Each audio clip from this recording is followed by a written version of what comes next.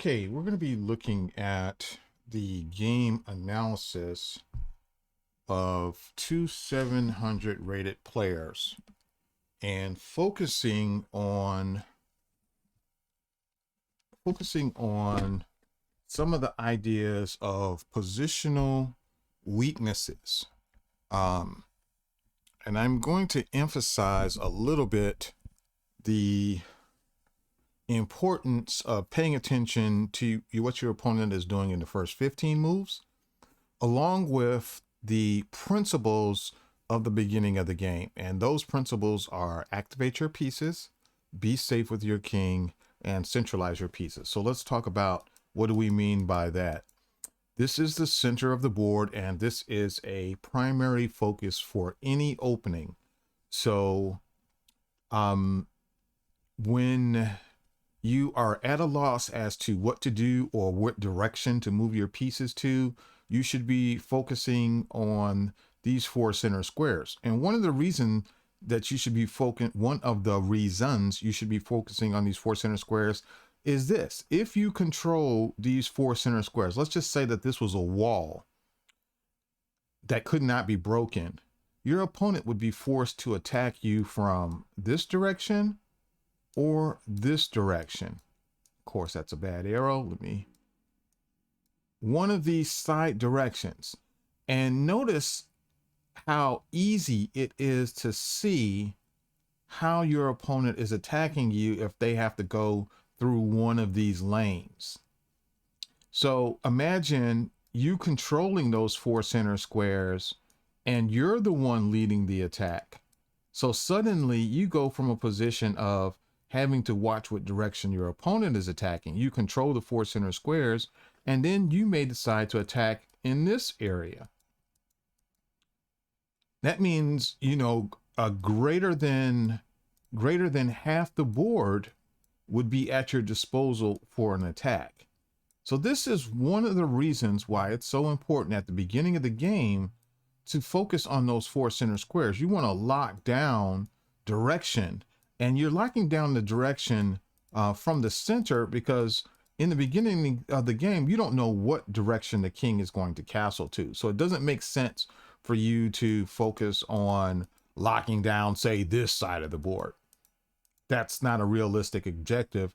If your opponent plans to go queen side, then you've just wasted time and energy controlling a side of the board that's not relevant. But almost always the center of the board is relevant. All right, so with that explanation, let's take a look at how this game progressed, okay? White played d4, jumping in the middle of the board like what we've talked about. And black responds with d5, doing something symmetrical. White develops his knight here, influencing the center of the board, and also getting him one step closer to getting safe with his king. So again, the ABCs: activate your pieces, be safe with your king, centralize your pieces, okay? So he is on task. Black does something similar. And now white plays e3, allowing for the rapid development of his light square bishop, allowing his king to get castle, which is totally fine. Black, however, is not doing anything about getting his king safe unless he plans to go queenside. This bishop move does not lend itself to getting the king safe quickly, because the black would have to move at least two more pieces in order to be able to successfully castle queenside. And in this case, he also has to move two more pieces to be able to castle kingside. So he would have to move at least a pawn and the bishop, or the queen and the knight, before he's able to castle. So right now, very subtly on move 3, black is arguably behind. So now we focus back on white, and what is white to do? White knows he wants to castle. He needs to move his bishop. So he chose to challenge the bishop that was free under attack. Free to attack.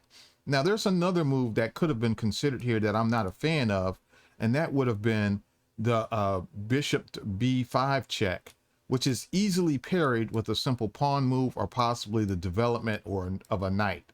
let's just say he developed his knight on this idea. Bishop check allows the king to castle quickly, and then black plays either knight c6, which would be suspect in my opinion, or knight d7. One of these two moves. Well, let's just go with knight c6, because that, even though this is ugly, white would be able to castle, and then black could do something like this, and he's out of the way very quickly. And I'm not terribly excited about that. And one of the reasons I'm not excited about that is you take a quick look and you see that black has 4 pieces developed and is quickly ready to castle, which is going to bring a 5th towards the center of the board, and white would only have 2. So suddenly white goes from being up a move to being behind arguably a move or 2. Even though it's his move now, he could only add a 3rd piece to being developed and not catch up to the 4 pieces. So I'm not a fan of this. This check allows black to get out another piece with tempo. So we don't want to encourage your opponent to make good moves. All right. So that didn't happen. Instead, bishop d3 got played, and it challenges the piece that is unprotected. I do like this move. And now I feel like my, not my opponent, but black made a positional mistake, and a positional inaccuracy, because this move here says, I am prepared to capture your bishop with my bishop and weaken the king side. Now, for a strong player, weakening the king side might not be that big of a deal if he's planning on putting his rook on the open file and trying to muster up some type of attack. But we're talking about 2 700 rated players here. So I don't think that that's the kind of idea that a 700 rated player is going to be aware of. So here, bishop captures, pawn captures, white simply castles. Now, if, you know, black is going to demonstrate any type of strength, he probably will put his rook on the G file right away, and then possibly play something like knight e4, d6, and, you know, maybe queen f6, queen g6, and try to mate the guy. Some random plan like that. But, you know, that's a lot of moves that black would have to pull off, and white is not just going to sit there and go to sleep. But none of that happened in the actual game. What did get played was e6, further cementing the pawns on the light squares and putting to question the development of the dark square bishop. All right, so we continue.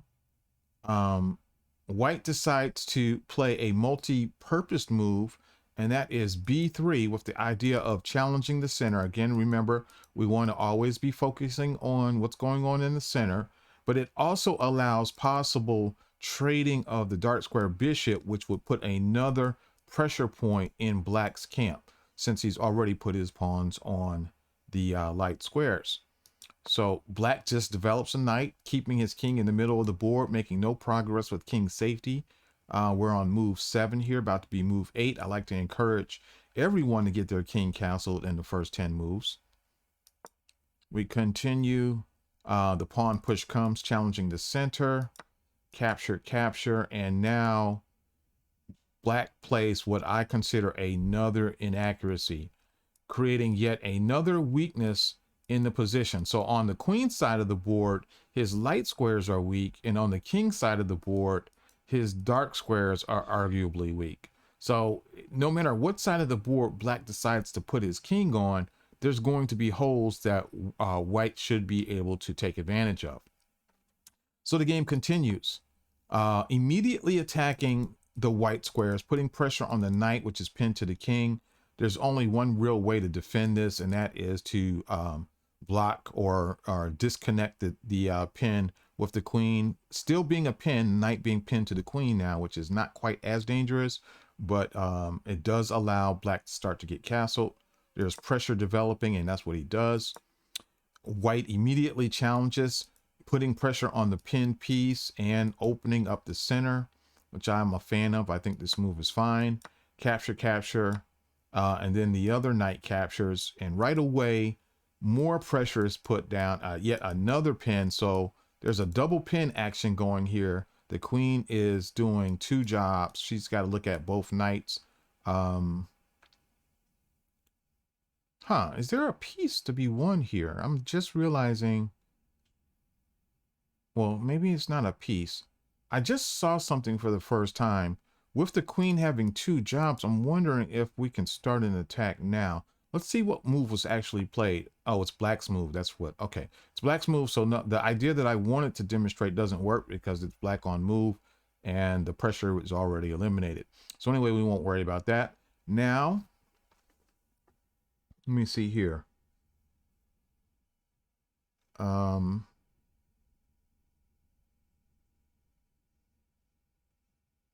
Maybe there was a move. Let's just go back. Capture, capture, pin, castle. Okay, bishop here. Maybe, so we want to briefly consider. Bishop here says, hey, move your rook. We're developing our bishop. And we potentially want to place our knight on one of these two squares without issue and connect everything nice and safely. There may be some other moves in this position, but you can't argue against this plan. So let's just go ahead and do it. He slides his rook out of the way. Not a lot of choices there. The knight develops. A pawn is pushed. And now putting pressure on the pin piece again is in full play. The queen swings over to the king side with a mate threat. There's two pieces attacking this pawn. There's only, I like to encourage players not to push pawns in front of their king unless it absolutely stops checkmate. In this case, we have another way to stop checkmate, and that is simply retreating the knight, which is what happened. The knight is protecting the pawn, so nobody is coming in here. Black adds a third piece to the attack, and white simply now pushes the pawn because there is no additional way to stop the checkmate. So, you know, the knight is holding the G2 square. There's no checkmate there. Black really needs to come up with a new way to attack. And in this case, he played bishop takes knight, but the way to attack again would have been bishop to C5, which is not a 700 rated move, but this is definitely a warning Will Robinson, because now white loses one more defender of the king. This pawn is pinned, so something like rook takes pawn, pawn takes, queen takes will be a thing. So let's just take a look at it. We do get a move here, so we might just snap this piece off the board. Now rook takes pawn, pawn takes, queen takes pawn, check. King has to get out of the way. Bishop takes pawn, and the threat of queen here is in fact checkmate. None of that happened because the bishop never made it to the C5 square. And had the bishop moved to the C5 square, we don't necessarily take this piece. What we might do instead, and let's just look at it, bishop C5, we come in with what we call an intermezzo, a French move for in-between move. We check the king has to get out of check, and we swing the queen back into action, challenging his queen. Now we don't have to worry about the idea of rook takes pawn, pawn takes, queen takes, king gets out. Well, this is still here, but it's no longer mate because the queen doesn't have this check, but the queen does have this check. So let's take a look. There is a check there. Pawn takes knight, rook takes. There is a check. Maybe we play knight takes pawn. Yeah, I think we would just take this pawn. Queen takes, queen here. Just get out of check. That could be a draw, because he could just bounce back and forth. That would be annoying.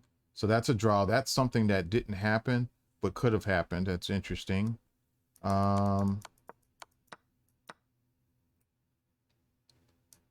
the sack was there if bishop c5 gets played. Bishop c5 didn't get played, so that's something that we have to be aware of. So one of the things I like to tell my students is anytime you have 3 or more pieces aimed at the king, you know, you really got to start watching out. So in this case, he's got more than 3 pieces aimed at the king. because this pawn is aiming and assisting. So it does make sense that white would be in, you know, egregious trouble here. I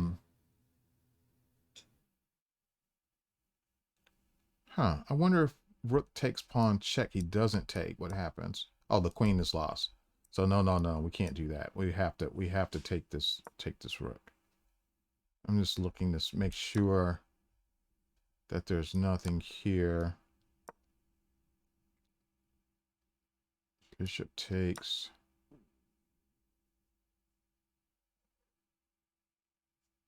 Rook takes. I have to be careful because if we don't entertain this square, for example, if we play rook takes knight, queen check is GG because the king can't go to any of these squares. And the only way to get out of check is to block with the queen. And that is not the drones we're looking for. So we do have to sack the knight in this position. But anyway, we spent a lot of time on looking at a fantasy line. The actual game continued with G3, bishop takes knight, bishop takes bishop, and now knight coming in here and forking the queen and rook, and subtly threatening another mate idea. So we're going to take a look at what happened. Rook takes rook was played, so we now know rook takes rook was played. But we have to be aware that this knight check is going to lead to some problems. So let's look. Rook takes rook. Rook takes, or he played knight takes, well, whatever. Queen check. King over. And let's say I'm going to waste a move just so you guys can see what the threat is. So let's just say we attack this knight. Knight check here forces the king over to the corner because he doesn't have access to any of these squares.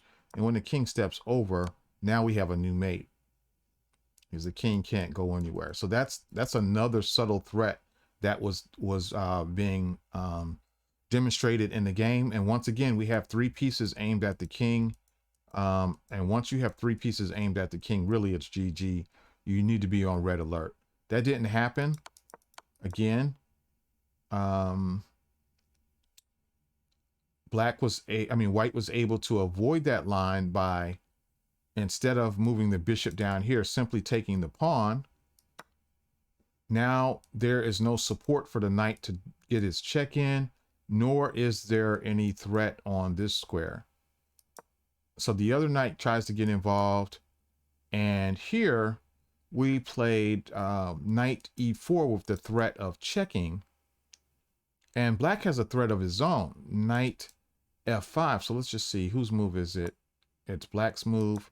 He could have played something like this with the mate threat of queen g2 because the pawn is pinned to the king and cannot capture the knight. That would have been a very interesting threat. Was not played. Wouldn't have worked anyway because our move is much faster, and that is knight check. King cannot go this way because the white squares are under control with the queen. The king steps over, and this would have been the end of the game. This is not how the game continued, however, because the king stepped out of the way. King a8. And now the knight comes in anyway with the same threat. Is there any way to get out of checkmate? Let's take a look. We can't defend this square, so he's got to sack his rook, sack his queen, or knight check. Knight check doesn't even do it because we can just avoid. We don't even have to capture. So let's look. He did take the knight check. The king just steps out of the way. Here he attacked the queen, and that's GG. But we could have expected knight takes pawn check and then just pawn takes, and then there's no other answer to be found.